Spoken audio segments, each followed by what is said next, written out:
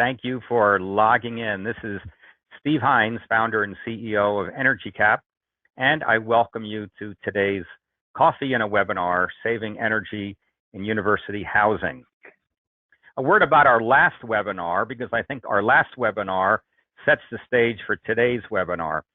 Last time we had our friend Matthew Sharon from University of New Mexico talking about their very successful and long-running behavior-based energy conservation program.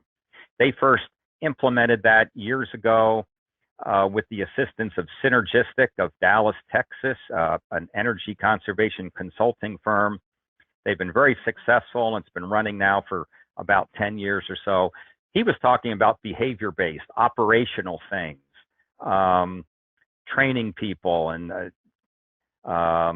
changing patterns of use and behavior, things like that, which is certainly one way to go about it and one element of a comprehensive energy reduction and sustainability program on any campus or from any organization. This time, we're taking a different approach. This webinar is based on the perspectives of an engineering consulting firm. So rather than someone from within the university, someone from outside of the university, and rather than behavior-based, what you might call energy conservation, we're going to be talking today about more of a retrofit and energy audit, building modification approach to energy management and energy efficiency. So I'm very pleased to introduce IMPACTenergy. With us today is Melissa Kline, who's the founder and president of IMPACTenergy. The firm is based in Colorado with the mission to maximize energy efficiency and to deliver high-performance solutions for new and existing buildings. IMPACTenergy has been in business since 2010, has worked with over 300 buildings nationwide. You'll find Melissa to be very interesting to listen to. She has degrees in both architecture and mechanical engineering, which is an unusual mix of degrees to see a building from the architecture perspective and then from the mechanical engineering perspective. Usually it's the mechanical engineers who are kind of driven nuts by the architects who don't give them enough space in the building to do their thing. So she has both sides of that, gives her good perspectives on how to make a building more efficient. She's a certified energy manager and certified energy auditor, and I think, as you will see, she also is very knowledgeable and a bundle of energy and enthusiasm. So with that, Melissa, let me turn it over to you. Thank you, Steve, for the introduction. I want to thank everyone today for joining us. And today I'm going to talk on saving energy in university housing. Two areas that I'm going to focus on is new insights and approach into the process of energy efficiency. And I will explain that through energy audits and IMPACTenergy management program. So who is IMPACTenergy? Thank you, Steve, again for the introduction. My name is Melissa Kline. I am the owner at IMPACTenergy, and my background is in both architecture and engineering. And what's great about that is I can look at the building on ways to improve on energy efficiency, and also I'm focusing in on occupant comfort. Also, our team is made up of licensed engineers, certified energy managers, and certified energy auditors. And here you can see a list of our clients. We have a lot of experience working with university housing, specifically on the private sector. We've worked with Cardinal Group, Harrison Street, and Maple Street Investment. So a new approach to energy efficiency. Today we're going to focus on reducing energy and operational costs, increasing energy efficiency, and improving occupant comfort. And Melissa, let me ask you a question. Let me ask you a question on that point. We had some questions come in from the audience, and I can generalize that by asking to what extent have you found that the occupants themselves, college students, are demanding carbon reduction features, let's say green features, that they want to see LEED certification, they want to see Energy Star ratings, they want to see a kiosk or a flat screen in the lobby that shows how the building is doing in saving energy, or they want to have a competition with other units. Is that something in demand, or is it more, I want to pay as little as possible and that's the bottom line? That's a great question. Honestly, when we get hired by all these different companies, different universities, yes, for this new generation, they're excited about the idea of green, but that's not usually going to weigh their choice one way or the other. In the end, especially with that age group, you know, probably 18 to 21, they're really looking to see, you know, the least expensive apartment unit that they can spend on. Really, the people that we work with for energy efficiency are, you know, the operational owners, the people who are going to see the bottom line. You know, from there, those are the people that I have seen that are most motivated to take action. Yeah. Okay. Very good. Thank you. You can continue. You're welcome. Next slide is energy cost is a window into efficiency. I just like to kind of throw out some questions, some, you know, touching points as we move through the presentation.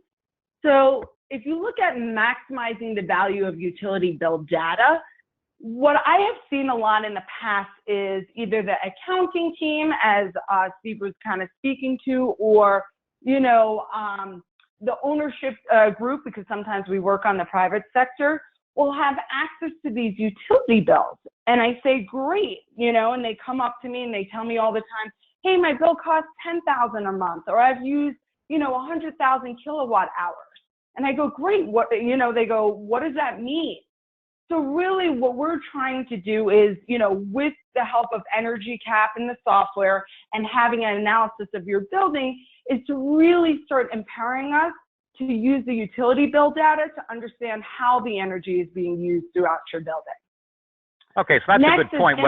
What we like to promote is the fact that Energy Cap, getting your arms around your energy data is foundational. It's not the answer to everything. It isn't, you know, getting your arms around your data. You can't say, well, I've done energy management because I got my data under management, but you certainly need to do that first before you can make some of these decisions going forward. And so you're verifying that getting the data under management is foundational to everything that comes after. It is foundational. What I have a lot of clients who will come up to me and they're, you know, they're tracking or trending their utility bills and they go, oh, I saw, you know, this anomaly. You know, I saw that there was a peak here, or, you know, something happened here. I say, great. But if you don't understand the equipment, you know, understand your boilers, your air handler units, your chillers, you don't have that nameplate information, then great. You have the utility bills and that's step one. But understanding the equipment and how that's being used, then we could start taking action and start lowering the utility bills, or start, you know, understanding what's going on inside each person's building. Yeah. So yes, it is definitely the foundation. Next is implementing projects with ROI. ROI just means return on investment. And again, I've seen a lot of people who just, you know, they start implementing. They'll pick, lighting's always very popular. They'll pick lighting, or they'll go and put, I've seen people put, you know, huge solar systems on, and there's no right or wrong way. But when we, you know, sit down and work with a group, we're really concerned about, hey, we want to implement these top 5 projects based on the best payback, your budget, your needs, and the rebates that are available. So sometimes lighting's not, you know, #1 project. It can be number 5 or 6, because really tuning up, you know, the set points at a mechanical system, that's no cost. And that's usually like our first step before we'd even get to the other item. Tracking savings for future projects. Again, you know, we do this through Energy Cap. I think it's great that people are doing it, but if you're not tracking energy savings, or in the engineering world, we call it measurement and verification, then we don't know, what we've saved. And a lot of times when we work with companies, we call it efficiency revenue.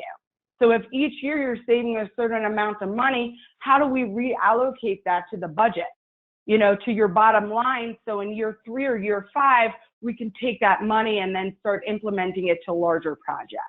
So these are just touching points that we're going to kind of talk through the rest of the presentation. So I like that. You called that efficiency revenue. Yes. Yeah, that's good. I hadn't heard that term before. Very good. So I think, on by the way, next slide, your space bar should advance the slides, by the way, if you're having trouble with that. Okay, thank you. I was having a little trouble with that. Thank you. Okay, the next slide is our energy efficiency cycle. And this efficiency cycle is a high-touch integrated approach to energy saving.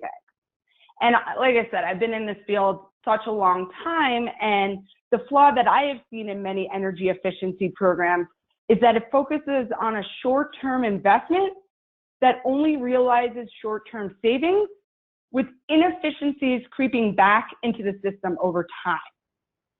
But by actively managing your efficiency on an ongoing basis, we can help you develop a revenue stream that funds your high priority efficiency projects and increases your savings year over year. Now, what I really like about this, Melissa, is, as I know you're aware, the ISO standard 50001 has made quite a splash in maybe the last, I think it's been out 6, 7, 8 years now. That's ISO 50001. That's called Energy Management Systems. ISO has a lot of credibility because it's known around the world. It's been out there for decades, and a lot of people are familiar with the ISO 9000 series standards, for instance, on quality management. So the ISO 50001 standard takes sort of the quality cycle and moves it to energy efficiency.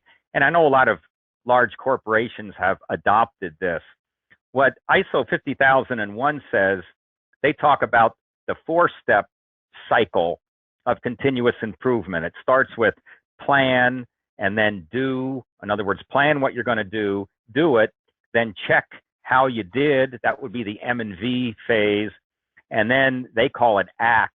Act means act on your checking results. In other words, fine tune it or alter it to get even more efficient, and go through the cycle again. Plan, do, check, act.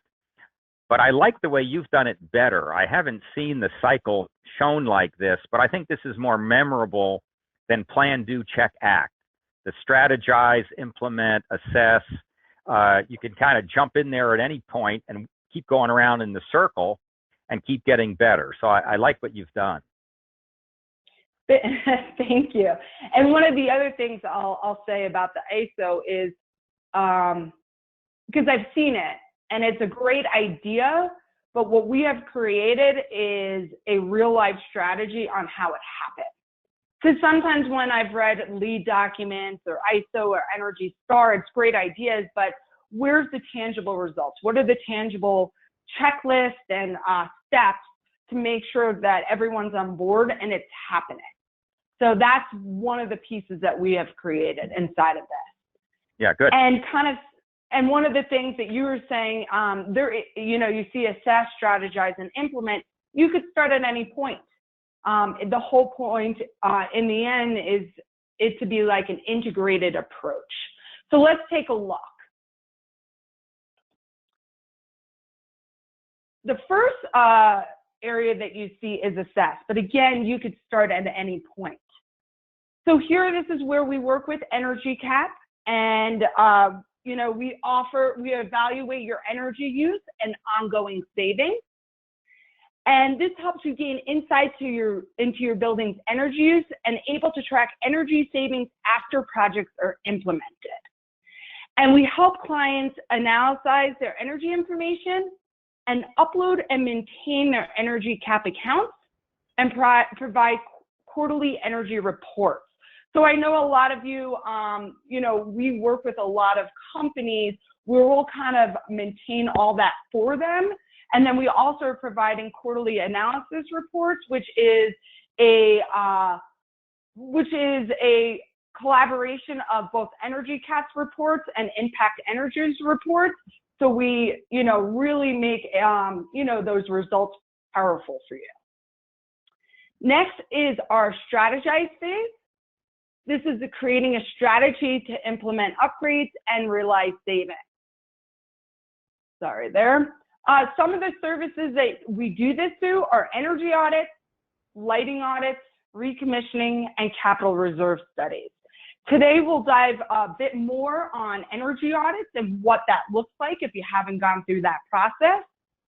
Lighting audits is, hey, I've seen it a lot. I have a huge building. I know I need to take action and create a retrofit. I need, you know, I would like to partner with somebody to make sure those results happen. A recommissioning is looking at your control system, and capital reserve is looking at long-term mechanical equipment. So again, we'll take a deeper dive in the energy audit here shortly. And the next part of our energy efficiency cycle is implement. And this is where we help your team implement upgrades for faster saving. Today, again, we'll look at our active energy management program and take a look at that strategy to upgrade for energy efficiency measures. And also, I do want to take a second. This is also where we offer different energy efficiency products such as LED lights, lighting controls, and guest room energy controls. Any questions, Steve, or any follow-ups before I dive deeper into the energy audit and active management? I'm ready for that. Okay, perfect. Before I actually get into that, I do want to take a moment and kind of state this, because I hear this all the time. Oh, we've done, you know, retrofits for LEDs, which I think is great. But the thing that I always tell people is not all lighting solutions are created equal. I was just having a discussion yesterday that 3 of our retrofits that we just did in the last week were for people who actually did LED lighting upgrades already. This is because, you know, it says case in point. You know, when you look at the efficiency of the bulb, what is the lifetime of the bulb? You know, I see a lot of times when people maybe go to HG Supply or Costco, and those bulbs' operational hours are 8,000 hours, which basically means in 1 year, that's the lifetime of the bulb. You know, where really when you're buying a high quality bulb, it should last at least 50,000 hours, which is around 6 to 7 years. Other things to take into consideration is warranty. You know, it should have a warranty anywhere from 3 to 10 years, depending on the product. So if something does happen, something goes out, you know, within the lifetime of the warranty, you can get a new bulb for free. Other things to consider is Energy Star. A lot of times people don't take advantage of this. If you do buy Energy Star lights or LEDs, usually you can qualify up to 75% off for rebate. So again, yes, when you're upgrading, I think it's great, but there's other things to consider. And then the last piece is design. Again, like I said, I'm an architect. You know, when I go into a building, I take a look at the color of the lighting. I took a look at the lumen output or the brightness. So what I say is, yes, I think it's great, but why don't we use the bulb to help transform the building? You know, it's our opportunity. Why don't we, you know, take advantage of it? So that's just a couple of things to kind of note on lighting solutions while upgrading. Yeah, I'd like to comment on that, Melissa. I think you make some really good points there. I'm an engineer, and as an engineer, we tend to think like we can figure it out on our own. We don't really need help. You know, we're smart. But when we had the last session with University of New Mexico and their behavior-based program, there's certainly a lot of organizations who say, well, I don't need a consultant to help me with behavior-based. You know, that sounds simple enough. We can implement our own program. But what we have seen over and over again is people who try to do it yourself just don't have the wealth of experience to be able to do it very effectively. So New Mexico brought in Synergistic. Yes, there's a fee associated with it, but the program is 4 times more efficient because they're bringing in experts in all these different areas, and it's a much more effective program. And what you're saying points out the same thing with retrofits. Like, yes, we can go to Home Depot and, you know, buy some LEDs. I know the mindset of, well, let's just replace every light, every lamp we have with LEDs and we'll be great. But as you point out, there's a lot more to it than that. And the do-it-yourself approach sometimes sounds like the most efficient way forward and the lowest overall cost, but it's not. So you raise some really good points that the expertise and you having worked in a lot of different buildings around the country and really understanding everything that impacts it brings a deeper level of savings over time than the do-it-yourself program. So thank you. Yes, you're welcome. And just actually when you were saying that, you know, one of the things I was thinking about is just bulbs and lifetime of the bulbs and the technology. I'd say the technology changes every 6 months. And I was just in a building on Friday and they were showing me this bulb and I'm like, they replaced it with something else. I'm like, why wouldn't you just replace it with a bulb? It's half the cost. And they just didn't even know the technology was out there. You know, and what's the best technology, and do I need to replace my ballast? And there's just a lot that goes into it. And then also sometimes people might not have a budget to replace it all at once. So really being able to have like return on investment for every single different bulb type in different area allows you to upgrade at your own, you know, convenience, you know, allows you to upgrade at your own pace. So that's another thing that adds to this equation. Good. So let's jump here and say, what is an energy audit? So I think a lot of people have probably heard the term energy audit a lot. One of the things I just want to touch on what an energy audit is not before I go into what it is. So what it's not, I hear a lot of times, you know, people have gotten an energy audit by their utility company. Again, it's not a bad place to start, but that is not a robust ASHRAE level 2 or 3 energy audit. That is just a simple walkthrough with a couple of tips to kind of get you started. What it also is not is I've seen a lot of, you know, nonprofits. I think they're great, but it's similar to the utility walkthrough. I think it's a great way to get your feet wet. So that's what it's not. What it is, it provides a strategic roadmap and it minimizes your operating expenses between 10 and 40%. And usually an audit could pay back between 1 and 2 years. And I'll get in a little bit more into what the process is. So if you ever decide to go down the route of, you know, an engineering grade ASHRAE level 2 or 3 audit, you can know what to expect there.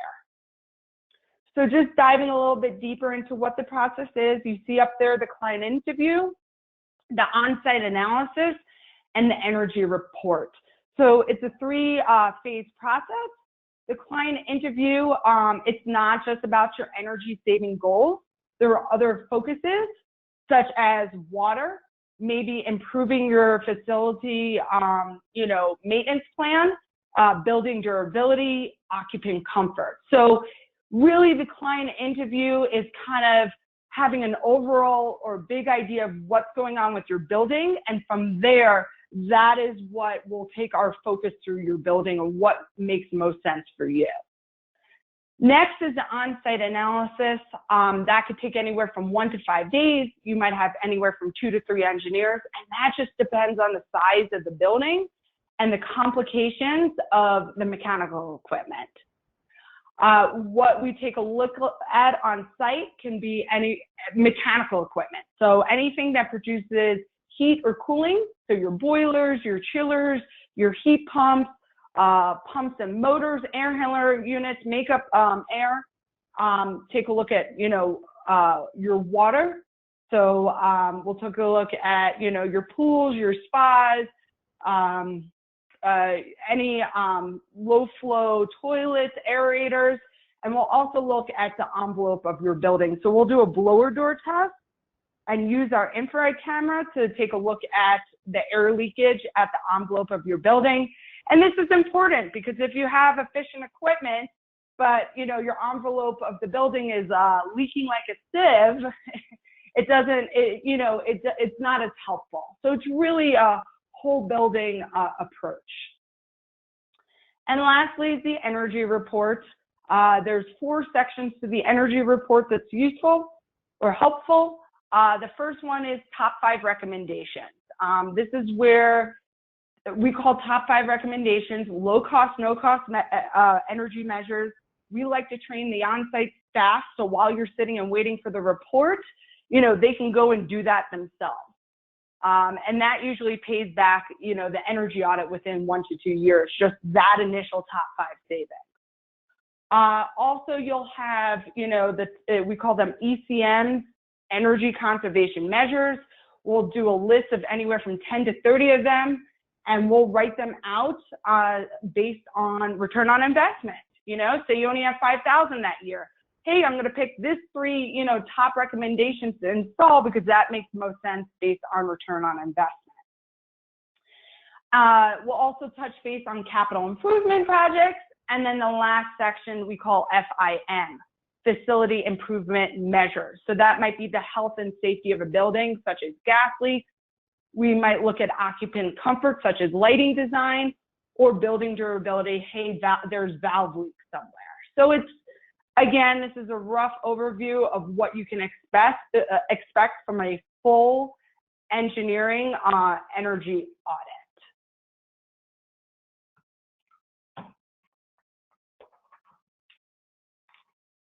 So the next slide is, what is active management? Before I go in here, I just want to tell you the difference between an energy audit and active management. So an energy audit and active management, they're 2 different strategies on the same highway to efficiency. Or I kind of like to look at it as, 2 different on-ramps, but you're on the same highway towards efficiency. What makes the difference between them is an energy audit puts you on that fast track.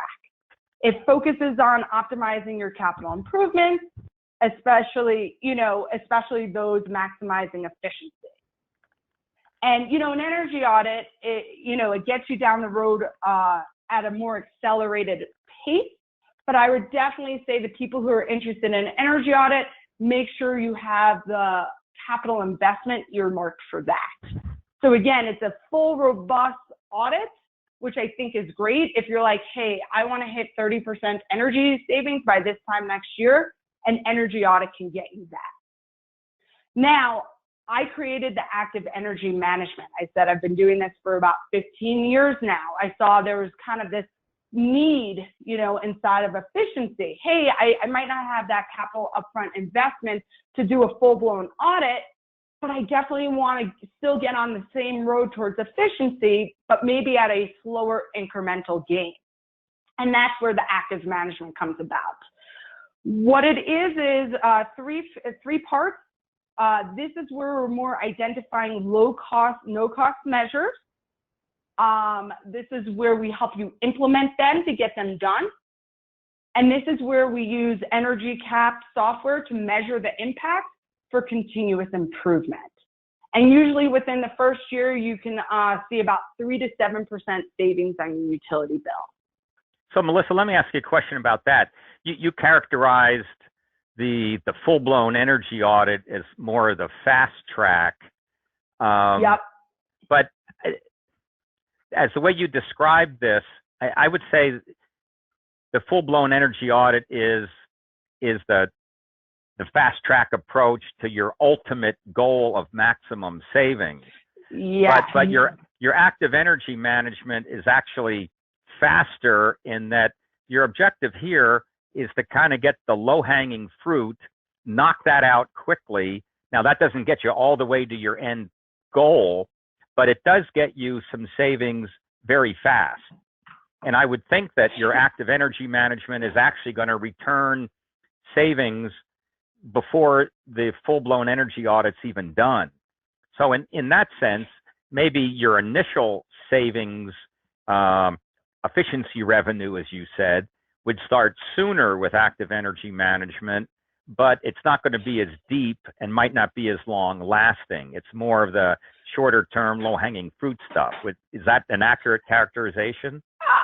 It depends on the client. Most people who are ready to do an energy audit, they're Cardinal Group, Westmar, which is university housing up in Atlanta, Georgia. We did an energy audit, and right out of the gate, they wanted to hit, I think, 45% energy savings within 8 months. And we did that. But they also had the investment earmarked to do it. So within 8 months, we hit, and because we tracked it in energy cap, they see the track results, they were able to hit that. I also have clients who do the energy audit and then know in 3 years they want to upgrade. It's just a very comprehensive way to get started. The active management, yes, it is a quicker payback. We are identifying low cost, no cost measures, but we're only doing a top 3 to a top 5, depending on the size of your building. Yeah. And the reason we're doing that, is because what I hear a lot of times is I'll hand in an energy report. Sometimes I've seen that sit on people's desks.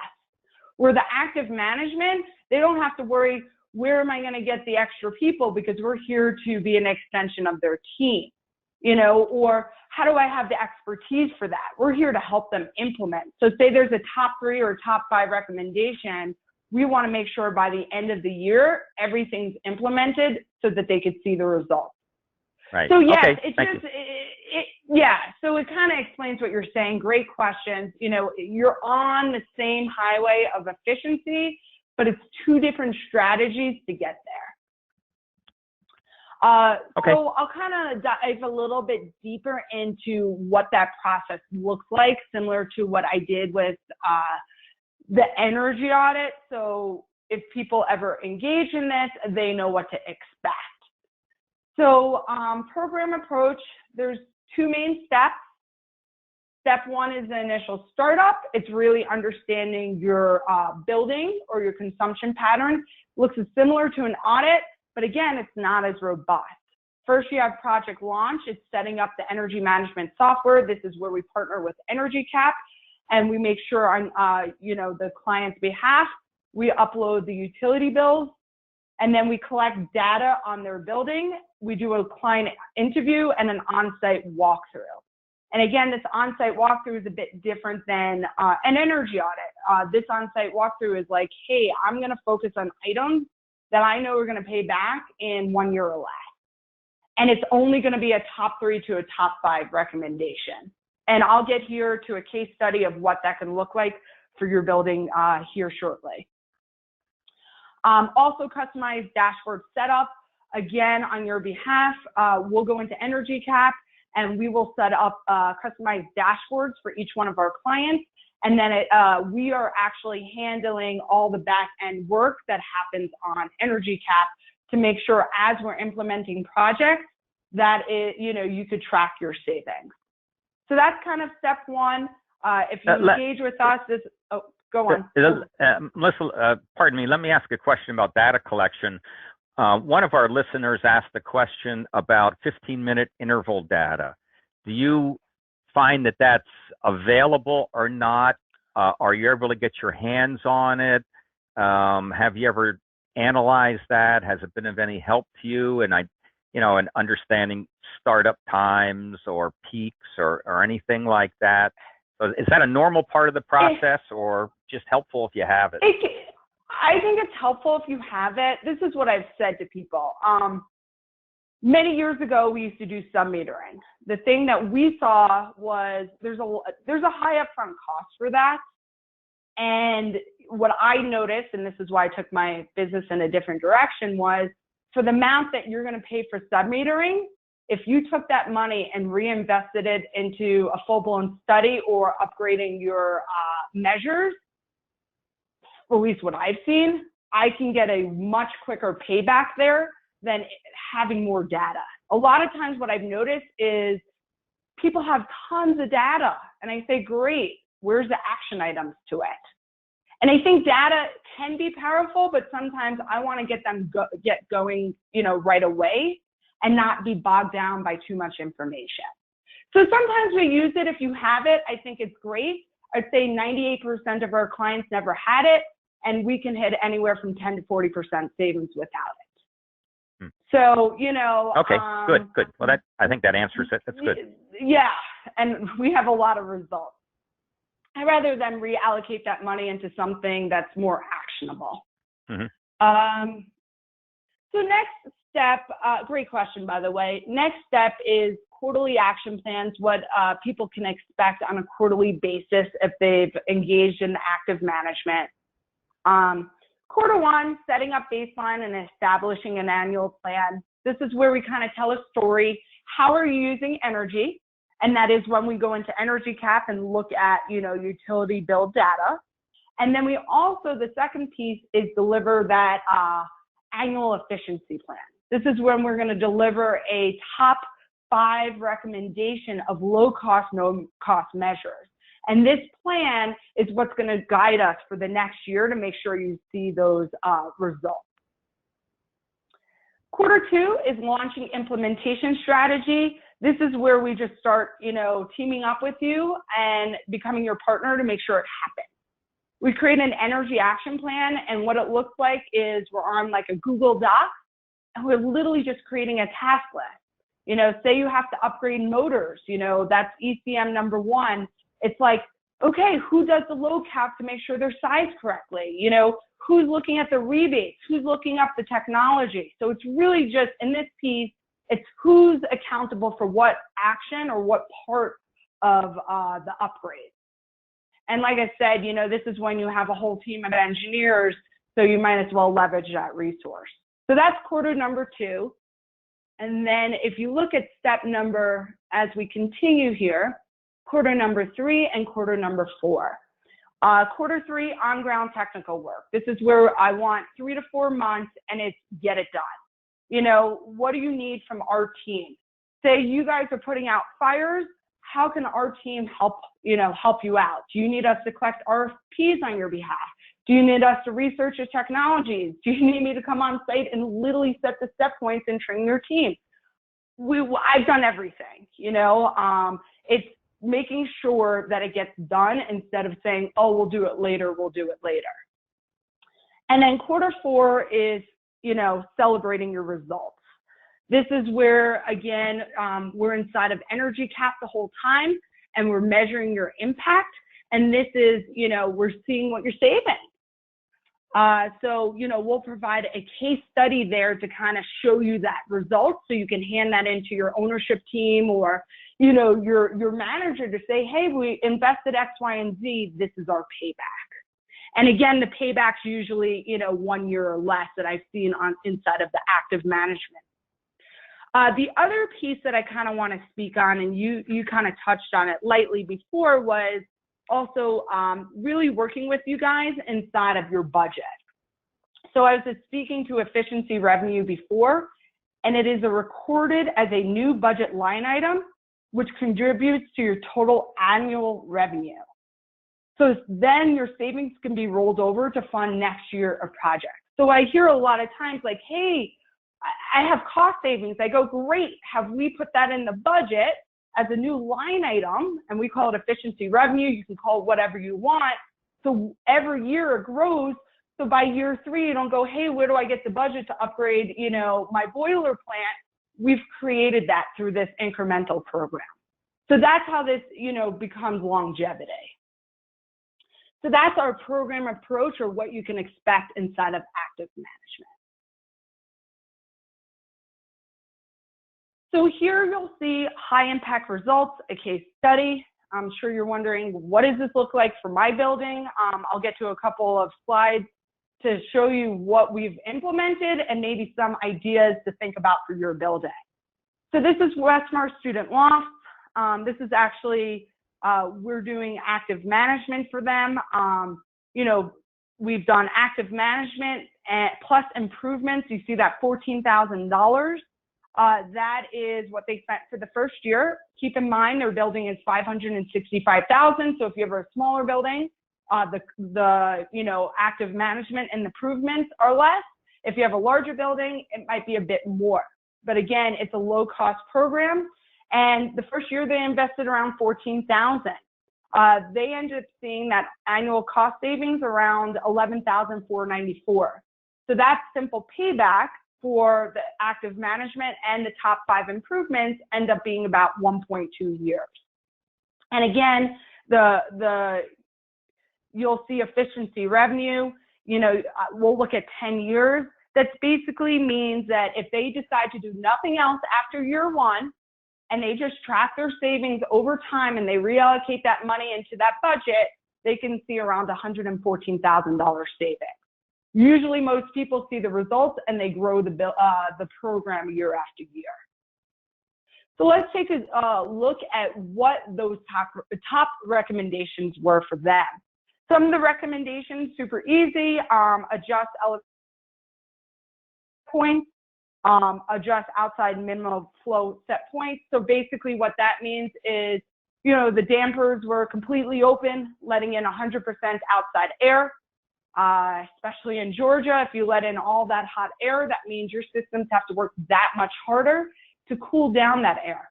So really just with a simple calculation, we were able to adjust that for them, with the damper position. Number 3 was LEDs.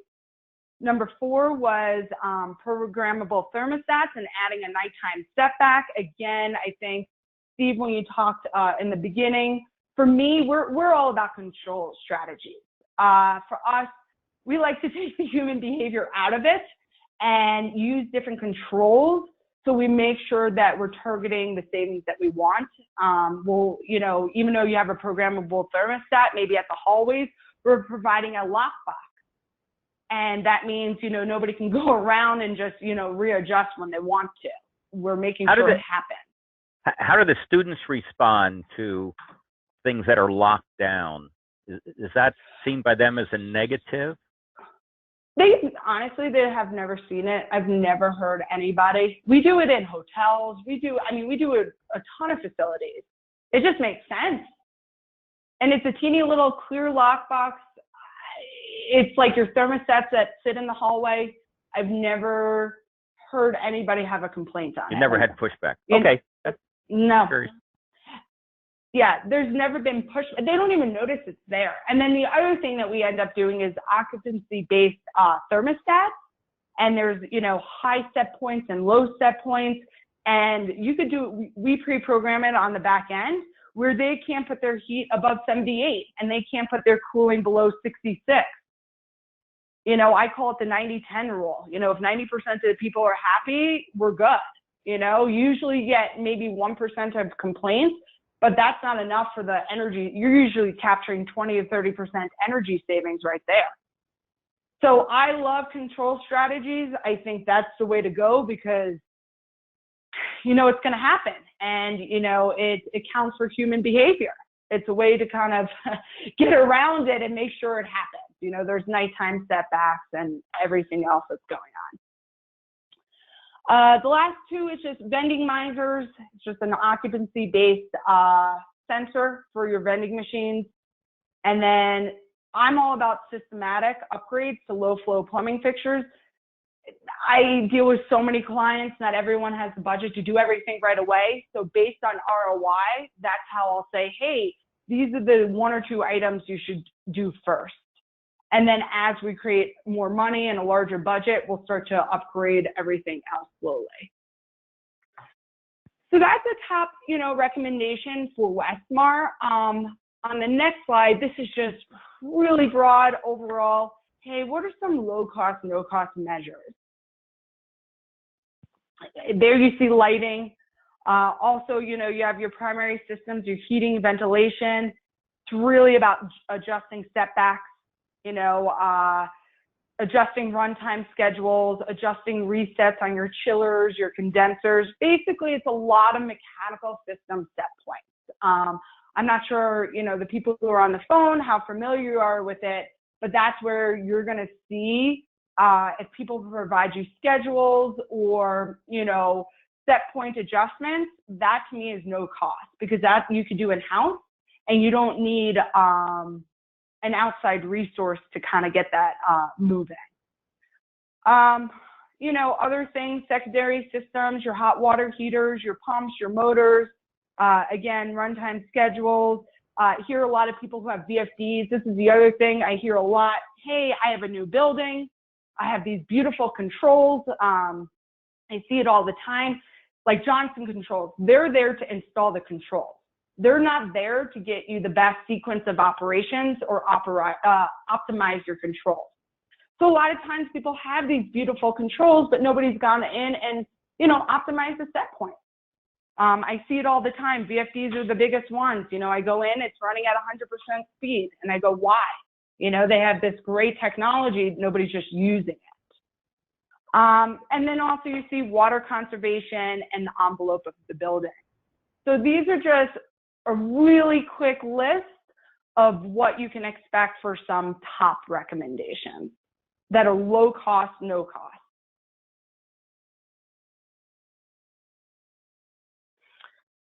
So I'm going to go to the next slide. And this is our software feature. Oh. Yeah, you finally gotten to the good part of this. the energy cap slides.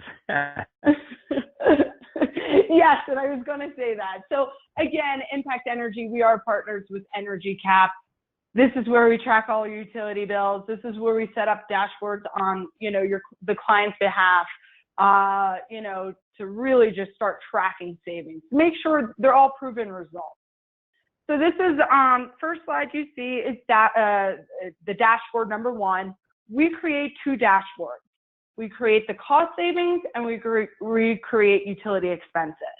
And we just want to make it easy, because if you're running around putting out fires, it's a way to sign on for anywhere from, you know, 30 seconds to up to 5 minutes, and you get everything that you need, what's going on inside of your building within that time frame. Again, we're taking care of everything on the back end. So again, I noticed this is just an Energy Cap point. This is a dashboard actually within Energy Cap version 7 that would require a user to log in and then look at the dashboard. Energy Cap has another feature where this dashboard can be made shareable and public, so that, and it will give you a URL that you could email to a client or text to a client. And when the client clicks on that link, they'll see this. Well, they won't see the left-hand side that has the navigation. They'll see everything on the right. With up-to-date data, it updates immediately, so it's current data. It's not just a screen capture, it's current data, but doesn't require the client to log into Energy Cap. So there is that other way in version 7 that you can share this data very easily with your clients or anyone who you want to give the link to. Just wanted to mention that. Great, yes. So this is just a dashboard set up for cost savings. On the next slide, you'll see the dashboard that inside of Energy Cap, we help set up for utility expenses. We like to make it easy. Hey, what am I saving? What am I using? Now, the next dashboard is if you want to dive a little bit deeper, you can look into your buildings and meters. Here you see East West, that's just a client of ours. And you can, most people that I've seen, they tap into the savings tab, and you can look at the summary. So you can look at the cost avoidance that's happening each year. It's also broken down by commodity, and it's also, you could see your overall program savings. Do you want to touch on that, Steve, anymore on that tab? No, go ahead. Okay. And then it's also the savings tab, but you can also see the commodity. And here you see electric, but again, that could be, you know, you can click here on the black arrow. There's a drop-down menu, and you could see electric, you could see water, you could see natural gas, whatever, you know, commodity that you have inside of Energy Cap. And then again, it breaks it down for cost avoidance for that particular commodity. So I will comment something here, Melissa, and that is In the lower portion of the screen where you see the green arrows, that means your savings, your cost avoidance is up. You'll notice that where the dollar figures are shown, there's, for instance, the $641,000, it says actual. Above that, the $736,000, it says BATC, B-A-T-C-C. Just to explain what that is to our listeners, that is the baseline that has been adjusted to current conditions. In other words, one of the principles in cost avoidance, M&V, from the IPMVP International Guidance document, says that when we calculate savings, we compare today's actual bills against the baseline. But in order to assure apples to apples comparison due to weather changes or rate changes, we have to adjust the baseline to today's conditions, to current conditions. So what this is saying is, had this building continued its wasteful ways, they would have spent an estimated $736,000 under today's conditions. They actually spent $641,000 during the life of the program. Therefore, they avoided spending $95,000. And that's what you would call, I believe, your efficiency revenue.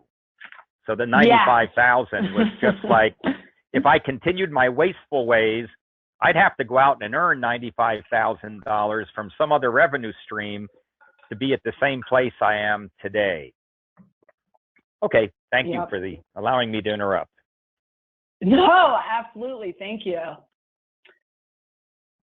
So I'm gonna kind of start scrolling through because I definitely want to leave some time for questions. I'm going to just real quick next steps. If there is an interest, we can work with your team on what makes the most sense for engagement. So I just want to touch base on that. And then and here's our information right here. And let's open it up. I know we only have a couple minutes for any questions.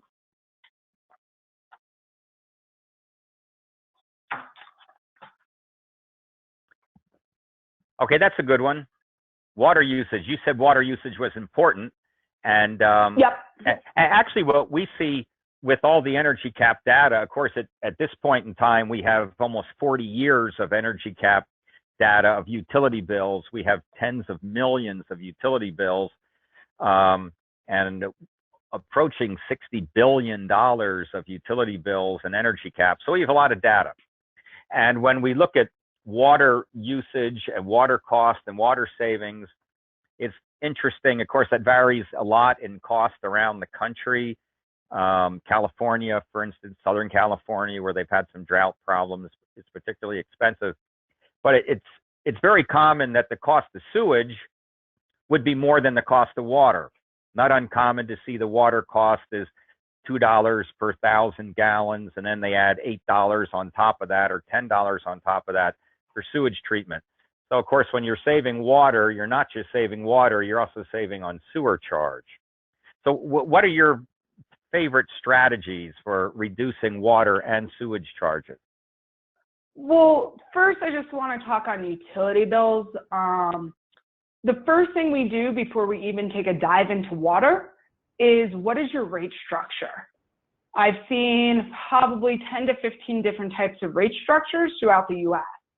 Some of the rate structures I see here in Colorado, Wyoming, different areas, they'll have rate structures where it doesn't make sense to do water conservation, where even if they saved 100,000 gallons, because of the rate structure, they were paying the same rate whether or not they use 100,000 gallons or if they use 10,000. Because the way it's set up, they just pay a certain fee every month. So before I would even go down the route of what strategies, the first step is, what is your rate structure? Because if it doesn't pay back, I think that's a great point. That just shows part of the services you offer. When I commented earlier that some people say I can do it myself, there's a lot of different competencies involved not just engineering competencies or operational competencies, but also the rate competencies, understanding the impact of some measure on what the actual bill cost is going to be. So let me, we're going to have to wrap it up because we're just about out of time. I think you had a great presentation. Thank you very much for that. Again, thank you very much for joining us. Steve Hines, thanking you all very much for today, and I wish you the best, and we will be in touch. Thank you, and goodbye.